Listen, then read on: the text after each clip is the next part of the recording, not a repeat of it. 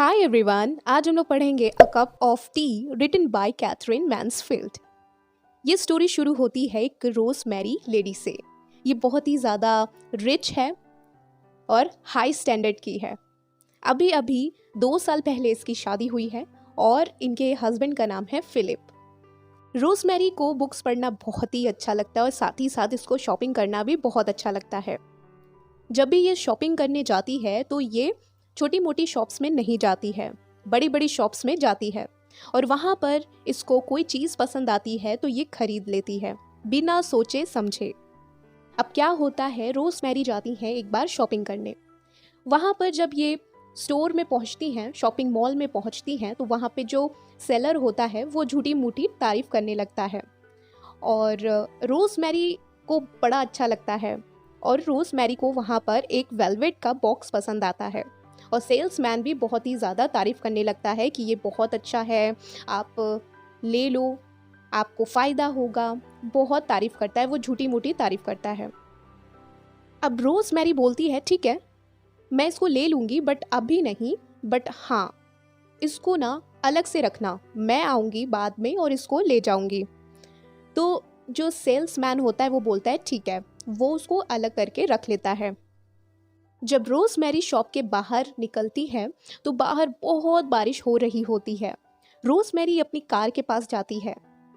जैसे ही वो कार के पास जाती है तो वहाँ पर एक लड़की रोज़मेरी के पास आती है और बोलती है, क्या आप मुझे थोड़े पैसे देंगे क्योंकि मुझे चाय पीनी है।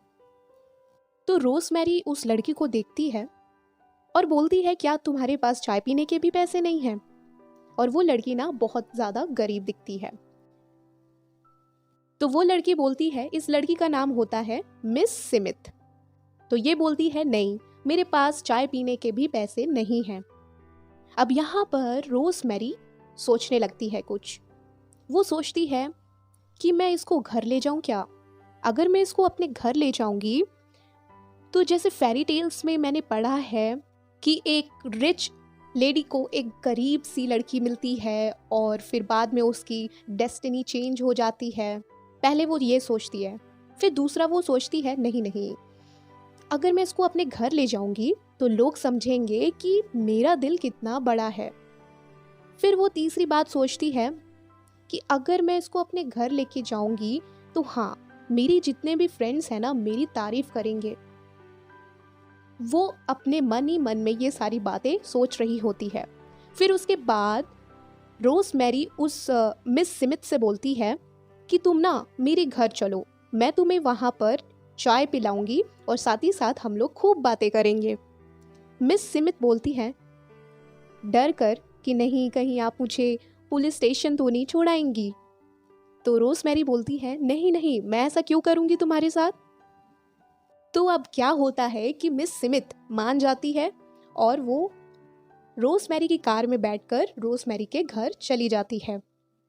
जब उन लोग घर पहुंचते हैं तो रोज़मेरी ना अपने नौकरों से, जितने भी वहाँ पे सर्वेंट होते हैं, उनसे हाइड कर कर मिस स्मिथ को अपने रूम में लेके जाती है कि कहीं इन सब को पता ना चल जाए।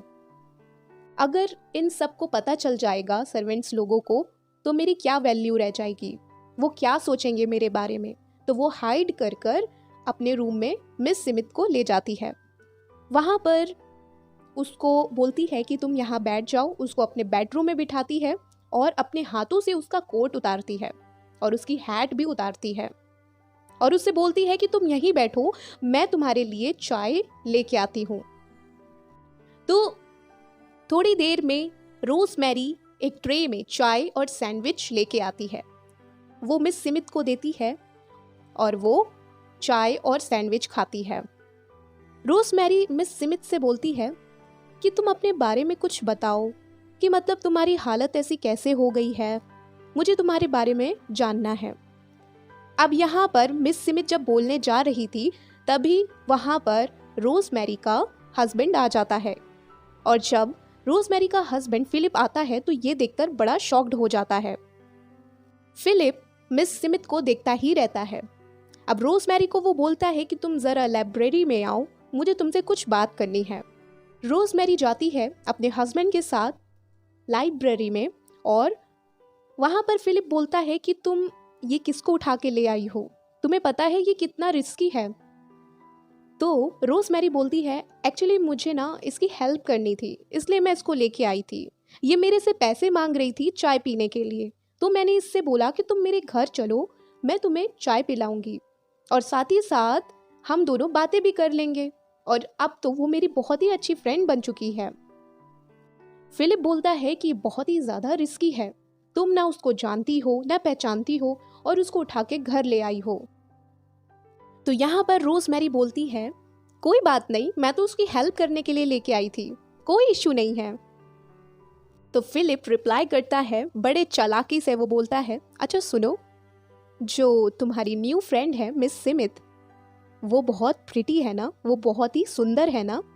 ये बात जब रोजमेरी सुनती है तो उसको ना थोड़ा सा जेलस फील होता है और फिलिप बोलता है कि अच्छा सुनो, उससे पूछ लेना कि आज रात वो हमारे साथ डिनर करेगी कि नहीं करेगी, या उससे पहले चली जाएगी।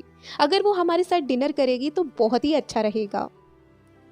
रोजमेरी को ये सुन के बहुत ही ज़्यादा जेलसी हो जाती है कि फिलिप ने कैसे बोल दिया कि वो सुंदर है।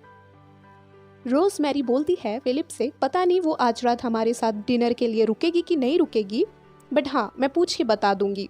यहाँ पर रोजमेरी बहुत ही ज़्यादा रूड बिहेव करती हैं क्योंकि उनको अच्छा नहीं लगता, क्योंकि उनके हस्बैंड ने मिस सिमित की तारीफ कर दी थी कि वो प्रिटी है।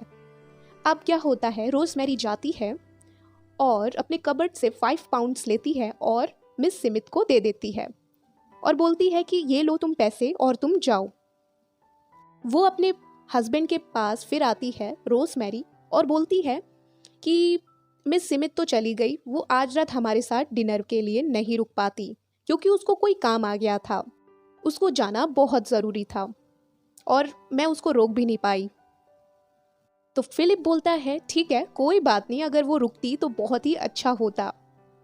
अब यहाँ पर रोजमेरी इस टॉपिक को पलट देती हैं, मैनिपुलेट कर देती हैं फिलिप को और बोलती है अच्छा सुनो ना कि मैं आज एक शॉप में गई थी, वहाँ पे ना बहुत ही सुंदर वेलवेट का एक बॉक्स था, क्या मैं उसको ले लूँ?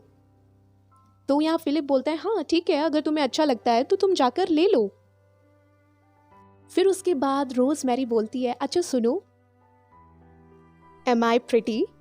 वो अपने हस्बैंड से बोलती है क्योंकि यहाँ पर ना फिलिप ने मिस सिमित को प्रिटी बोल दिया था तो इनको जलन मच गई थी, इसलिए ये अपने हस्बैंड से पूछती हैं कि क्या मैं सुंदर हूँ, और यहीं पे स्टोरी फिनिश हो जाती है।